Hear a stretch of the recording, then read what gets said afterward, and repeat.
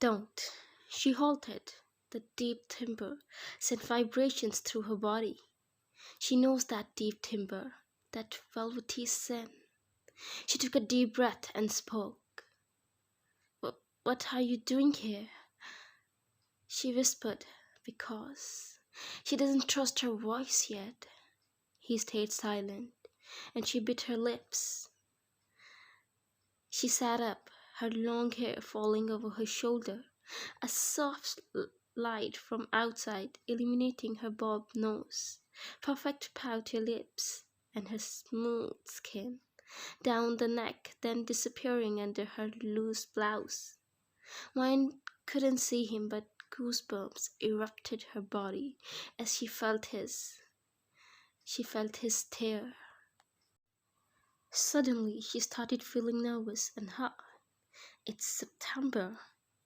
She shouldn't be feeling that hot, but a bead of sweat trickled down her spine. Suddenly, she is too conscious of her surroundings, and a second beat appears in her body. She shifted in her space. He observed. He observed her every action, her every reaction. He knows. She feels it. I know this is your house, but this is my room. Temporarily, why are you here? His cigar in his hand as he stood up. He came forward and stood in front of her. She can't see him. The light is not doing her any favor. His hand moved. He brought his left hand near her face and caressed her cheeks with the back of his fingers. So soft, he whispered. Suddenly he's all over her. She didn't realize when he pushed her back and was now hovering over her. She made a little noise of protest, and he wrapped his huge hand around her throat. Her protest died on her tongue. His hands are rough, but he's gentle, so gentle he is.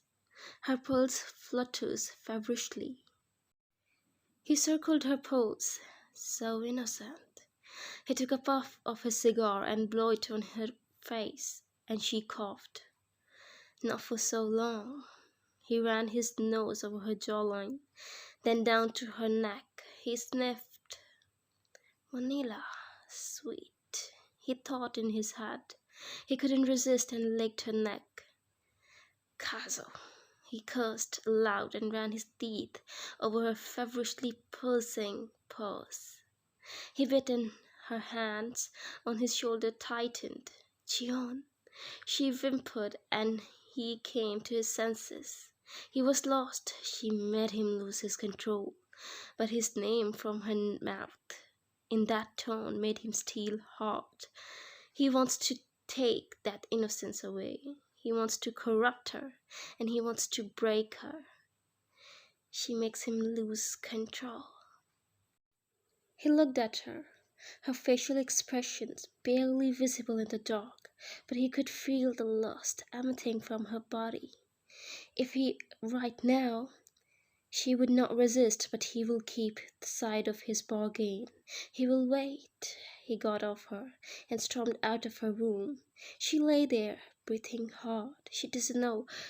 She feels weird and maybe disappointed. Why did he stop? But when did he begin? One moment he was standing and the other all over her. His warmth enveloping her, his roughness and tenderness shocked her. She wanted him to continue his assault. It was not even a whole 5 minutes, and the beat in her legs is the same as her pulse. Wild. She didn't even protest. He controlled her body. He possessed her body. She wanted it. But one moment he was here, and the next gone, leaving her cold. And all of a sudden she's feeling cold, but the beat in her legs and the memory of his hands around her throat made her hot once again. She moved her hand as if she was on autopilot. It goes around her flat stomach, dipping under her. She didn't bother with the her hand moves until she finds the right where she is drenched, sliding her finger. She found that but she circled around it, seeking more friction. She placed up until she was panting. She didn't stop until a wave of coolness enveloped her and she shivered with a whimper. She opened her eyes and realized what she did. She just got off with the memory of his mere hand around her throat. Her cheeks burned at her reaction to him. She bit her lip and pinched her brows together. But she loved it. She enjoyed it. A small smile tugged at the corner of her lips, and she blushed. In the morning, she woke up early. She decided to start going to the gym because she felt lazy. Doing nothing all day, he ordered her clothes and everything. She put on her gym attire and entered the gym. Her cheeks heated at the view. Her captor on the bar doing pull-ups. His back to her, but what stunned her was his back. Every muscle in his back worked as he went up and down, and then there was his strong bicep. He turned his head as if sensing her gawking at him. He dropped off the bar and turned around. Holy, he's just as fine from the front as he is from the back, she thought. His body covered in sweat, but hell, if she doesn't want to lick it. Hair a mess. Wet strands covered his eyes and he ruffled them back. He is salivating and ravenous. He tilted his head and she blinked twice. Hi. She regretted it because it came out squeaky. He gave her a slight nod and she slipped off to the treadmill. She hopped on it. But there's a problem. She never used one. She looked at the control panel and scratched her neck. Press the button on the left. The plus sign increases the speed. He instructed in his deep timbre. Her back straightened as she was a soldier taking commands. She did as he instructed and started jogging. He examined her. Have you ever worked out before? He asked, and she looked at him, biting her lip, and shook her head. 15 minutes on the treadmill and then stretch, and restart the workout, he told her, picking up 2 huge dumbbells and doing bicep curls. She gawked at him as he worked his biceps. Increase your speed, he told her without looking at her, and she obliged. She started running, but not that fast. After another 5 minutes, he came near her and increased the speed even more. She didn't protest because she knew she could do better. After another 5 minutes, a sheen of sweat covered her body, and she stretched, lunging from side to side, then bending her back forward to stretch her hamstrings. Doing the necessary stretches, she goes for splits. He watched her like a hunter to his prey.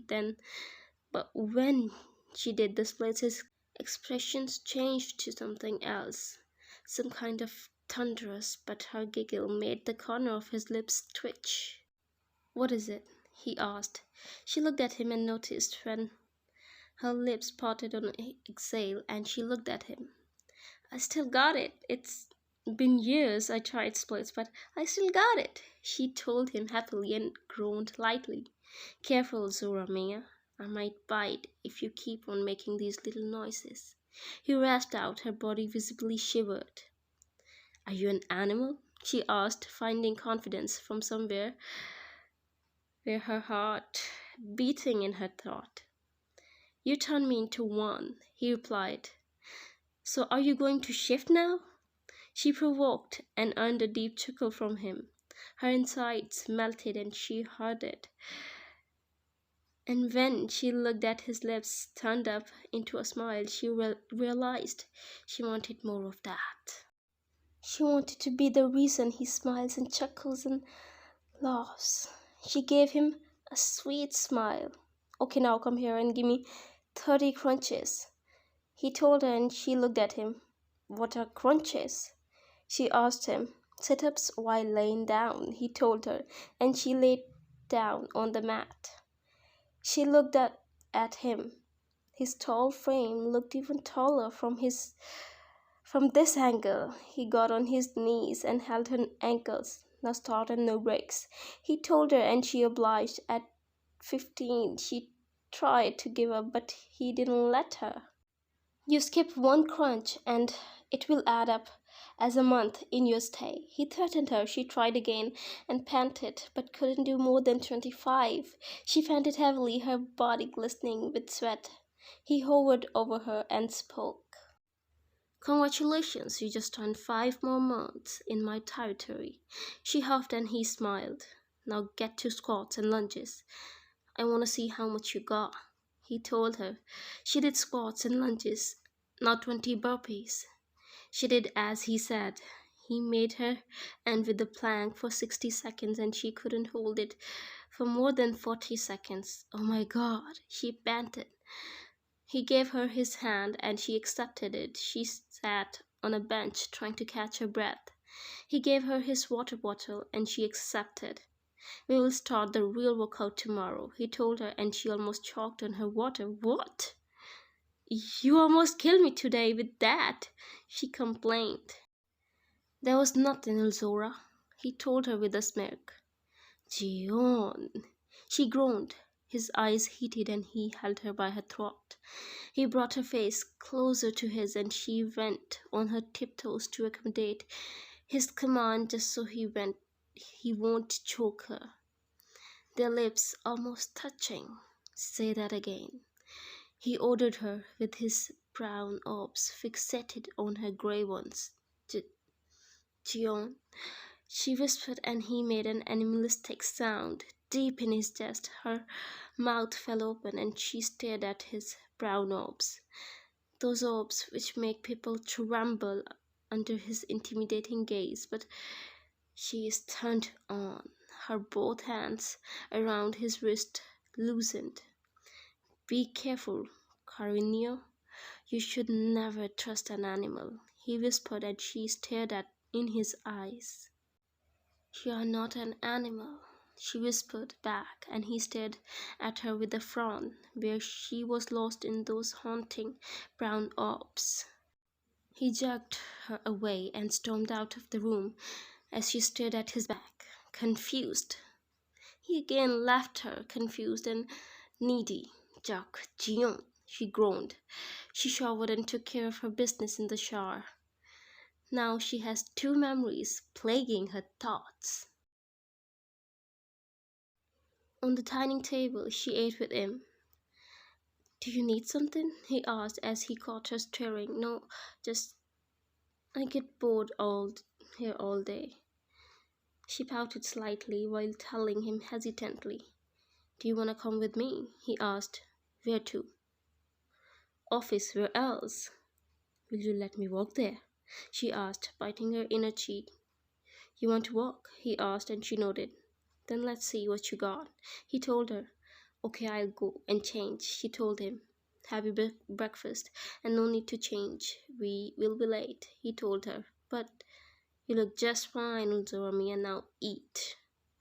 His deep command settled in her core, and her cheeks pinked to realize what his deep timber can do to her. She ate in silence, but stole glances from him time to time. Her stomach is doing weird things now. I shouldn't be feeling those things, especially not with my captor. But these hands make me turn on my imagination in full gear, and then his intimidating appearance with those biceps. She sighs heavily while thinking all this, and when she realized that she sighed aloud, she looked at him and gave him a smile, a little too cheeky. He reached over and wiped the crumbs of her toast from the corner of her lips. She gulped, and he noticed that little reaction and let his thumb linger on her for a little longer than he intended to do. A small quick at the corner of her lip when she started to eat fastly. Her head was dazed in his car. His incense filled the atmosphere, and she couldn't help but savor it. Both sit at the back. He tried to divert his head by checking mails, or he knew he would do something stupid. Her presence gets under his skin and he wants to choke it. He choked her soft skin. He felt that she's fragile like a flower, but she sees through me. I want her, but I don't like it that she sees through me and gets under my skin. I notice her. I notice her every damn thing. She's all but an obsession that I keep on telling myself. Once I get a taste, it would be easier to get over it. Or maybe enough so that I don't notice her everything as her stood attentive through two layers trying to break through. Cause if I don't get my head out of the gutter, I might fail my mission. Get a grip, Jeon. You can't let a woman take control over you. But then he looked down at the wood. But this D has its own brain, I think. He was thinking and pretending to check mails when the car stopped in the private parking lot. He hopped off, so did she. She looked around the parking lot, which was empty but a few cars parked on their spots. She followed him into the elevator. Her heart skipped when the doors dinged and opened. Oh my god. She realized she said the last word aloud and on a gasp. He grit his teeth. He couldn't help imagining her getting ruined and gasping like that. Hello, sir. A girl dressed in a very tight dress who looked incredibly gorgeous greeted but halted as she saw her.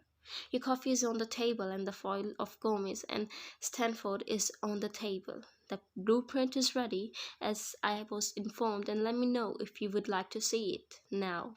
Also, Mr. McBroom called and told me to pay his regard for the donation.